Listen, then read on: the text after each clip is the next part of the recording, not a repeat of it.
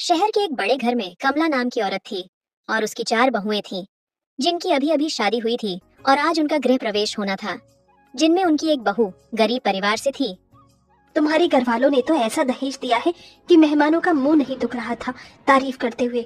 शब्द कम पड़ गए लेकिन सामान की तारीफ खत्म नहीं हुई। माँ जी, अपने बाबा की इकलौती बेटी हूँ तो मेरे बाबा मुझे लाखों में एक ही तो सामान देंगे। वैसे तो बता दो माँ जी, आपके घर में लग्जरी दहेज आया है। ऐसा सामान अफोर्ड करना आसान नहीं है। एक ही चीज लाखों की है। जानती हो, बस मेरे बेटे आदित्य को ही ना जाने क्यों गरीब घर की लड़की पसंद आई।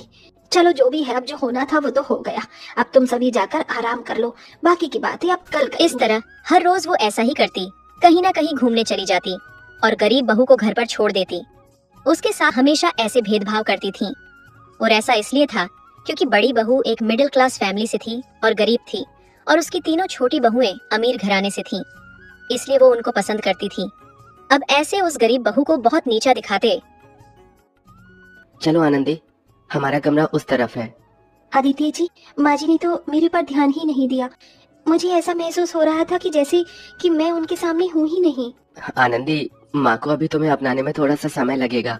वो तीनों भाभियों को ज्यादा पसंद करती हैं क्योंकि वो तीनों उन्हीं की पसंद हैं। लेकिन मुझे यकीन है कि तुम्हारी अच्छाई को भी एक दिन वो जरूर देखेंगी। मुझे भी यकीन है कि माँ जी को एक ना एक दिन मैं अपनी काबिलियत से मना ही लूंगी। ऐसा बोलकर दोनों अपने कमरे में चले गए। अब अगले दिन सवेरे सभी बहुएं जल्दी से उठकर तैयार होने लगी, क्योंकि आज उनकी पहली रसोई थी। आज मैं माँ जी को अपनी पहली रसोई में पकवानों से खुश कर दूंगी। एक तरफ गरीब बहू ऐसा सोच रही तो दूसरी तीनों अमीर बहुएं कुछ इस प्रकार। अरे नहीं, आज तो वो दिन है जिसका मुझे जरा सा भी इंतजार नहीं था। मैं हमेशा खाने में मिर्ची तेज कर देती हूँ। पता नहीं आज मुझसे खाना कैसे बनेगा। आज तो मेरी पहली रसोई है। हे भगवान, पता नहीं आज मैं कैसा खाना बनाऊंगी। मायके में तो जब भी खाना बनाया वो जल जाता था। पता नहीं आज मेरा क्या होगा। अब सब बहुएं पहली रसोई की टेंशन ले रही थी, वहीं छोटी बहू आराम से सो रही थी। रागिनी, रागिनी उठो। अरे रागिनी, सभी जाग गए हैं, उठ जाओ। अरे आपने मुझे इतनी जल्दी क्यों उठाया? रागिनी, ये जल्दी नहीं है, अभी तुम्हें उठना है, तैयार होना है और फिर माँ पहली रसोई के लिए तुम्हारा इंतजार कर रही है।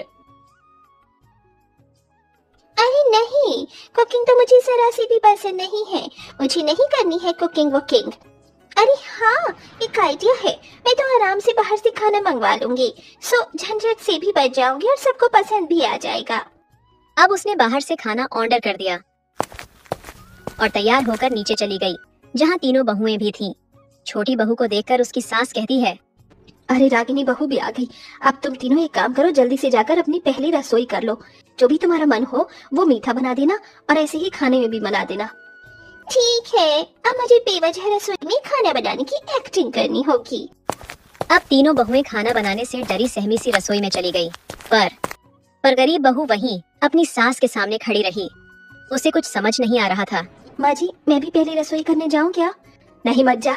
अरे बेवकूफ, तुझे अपनी पहली रसोई की रस्म नहीं करनी है क्या? नहीं माँ जी, वो आपने तीनों बहू को बोला था ना, इसीलिए। महारानी, तुझे क्या मुझे अलग से बोलना होगा? जा तू भी निकल रसोई में, आई बड़ी। अब उन तीनों बहुओं के साथ साथ गरीब बहू भी रसोई में खाना बनाने आ गई और आकर रसोई में देखा कि उन्होंने पूरी रसोई में सामान फैला रखा है। अरे नहीं, जिसका डर था वही हुआ। मेरी रोटी जल गई। मुझे तो सब्जी मेरी कुछ ज्यादा ही लाल लग रही है। अब क्या करूं? लगता है कि हो गया स्यापा। मुझे तो नींद आ रही है। अब उन तीनों बहुओं का ऐसा खाना देखकर गरीब को बहुत अजीब लग रहा था, पर कुछ नहीं कहती है। अब थोड़ी देर बाद उनका जो भी कच्चा पक्का खाना था वो तैयार हो जाता है और छोटी बहू का बाहर से ऑर्डर आ जाता है, जिसे वो अंदर लाकर बर्तनों में डाल देती है और फिर सभी बहुएं बाहर निकल जाती हैं। अच्छा है, सभी निपट गए। अब मेरी बारी है खाना बनाने की। अब उसके बाद गरीब बहू ने अपनी पहली रसोई का खाना बनाया, जिसमें उसमें हलवा और पूरी सब्जी बनाई, जो बहुत ही अच्छी थी। खुशबू तो अच्छी आ रही है। उम्मीद है कि ये खाने में भी बहुत अच्छा ही होगा।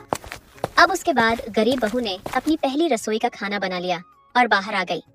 अब खाने का टाइम हो गया था तो कमला ने सबको खाना टेबल पर लगाने के लिए बोल दिया। अरे वाह, मेरी बहू ने खाना बना दिया। उम्मीद है कि अच्छा ही बना होगा।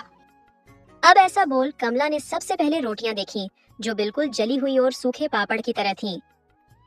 बहू रोटी बनाई है या पापड़, लेकिन छोड़ो, सूरत ही क्या है इस खाने का, तो स्वाद अच्छा होना चाहिए। अब ऐसा बोल कमला ने मन मार खाना खाया और अपनी बहू की खूब तारीफ की। बहुत अच्छे, बहुत अच्छे, खूब। माना की रोटी जरा सी सख्त है लेकिन स्वादिष्ट है। शुक्रिया माँ, आपको पसंद आया, शुक्रिया। अब ऐसा बोलकर कमला ने दूसरी बहू का खाना चक्का, जो बहुत ही तीखा होता है।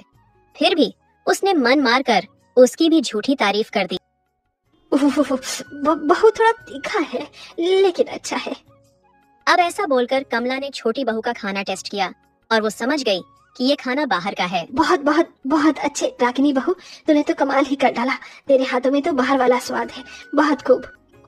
अब ऐसा बोलकर कमला ने सबसे आखिरी में गरीब बहू का खाना टेस्ट किया। इसने तो बहुत अच्छा बनाया है, लेकिन जो भी हो मैं इसकी तारीफ नहीं करूंगी। हाँ बस ठीक ठाक है, तेरे हाथों में कोई खास स्वाद नहीं है आनंदी, बस खाना ठीक बना है। खैर छोड़ो, लो बहू तुम्हारा नेक। वाह कितना प्यारा है। ये इम्पोर्टेड है, ये डायमंड आसानी से नहीं मिलता है, लेकिन मैंने ये खास तुम्हारे ही नेक के लिए बनवाए थे। कमला ने सबको डायमंड का नेकलेस दिया, पर जिस बहू ने सबसे अच्छा खाना बनाया था उसे कुछ नहीं मिला। ये देख अमीर बहू कहती है, माँ जी, इस बेचारी को कोई नेक नहीं दोगी आप? इसे हाँ, क्या करूं, मन तो नहीं है लेकिन सास हूँ, देना तो पड़ेगा ही। ये ले आनंदी तेरा नेक, पूरे 100 रुपए हैं। तूने अपनी जिंदगी में कभी इस नोट को देखा नहीं होगा। काश 100 रुपए, इतने में तो अपने घर आने वाली भिखारियों को मैं देती थी। तो शीतल जरा देख तो लो कि माँ ने इन्हें किसको दिया है।